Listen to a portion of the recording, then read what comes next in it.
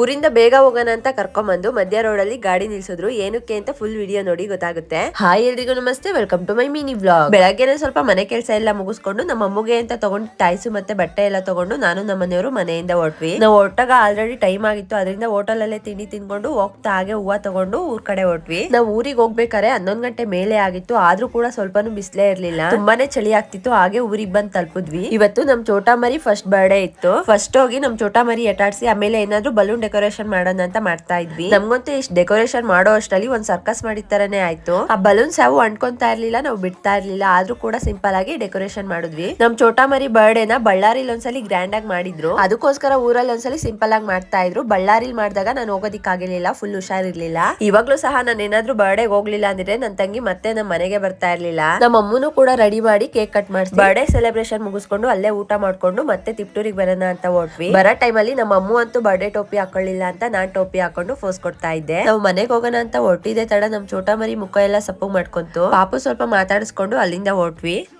ಅಲ್ಲಿ ಊರಲ್ಲಿ ಮನೆ ಹತ್ರ ಇದ್ದಾಗ ಬೇಗ ಹೋಗೋಣ ಬಾ ಅಂತ ಕರೆದ್ರು. ಇವಾಗ ಬೇಗ ಓಡಿಸ್ಕೊಂಬಂದ್ರೆ ಏನ್ ಮಾಡ್ತಿದ್ದಾರೆ ಗೊತ್ತಾ, ಮಧ್ಯ ರೋಡಲ್ಲಿ ನಿಲ್ಲಿಸ್ಕೊಂಬಿಟ್ಟು ಫೋನ್ ನೋಡ್ಕೊಂಡು ಕೊಹ್ಲಿ 100 ಮಾಡಿದ್ದಾರೆ, ಸ್ಟೇಟಸ್ ಹಾಕ್ಬೇಕು ಅಂತ ಸ್ಟೇಟಸ್ ಹುಡುಕ್ತಾ ಇದ್ದಾರೆ. ಈ ತರ ಜನನೂ ಇರ್ತಾರೆ. ಹಾಕ್ಲೇಬೇಕು. ಅಪರೂಪಕ್ಕೆ ಹೊಡೆದವ್ರೆ 83ನೇ ಸೆಂಚುರಿಯ. ನನ್ನ ಮನೆಗೆ ಹೋಗಮ್ ಬೇಗ ಅನ್ನೋದಕ್ಕೆ ಇದೇ ಕಾರಣ.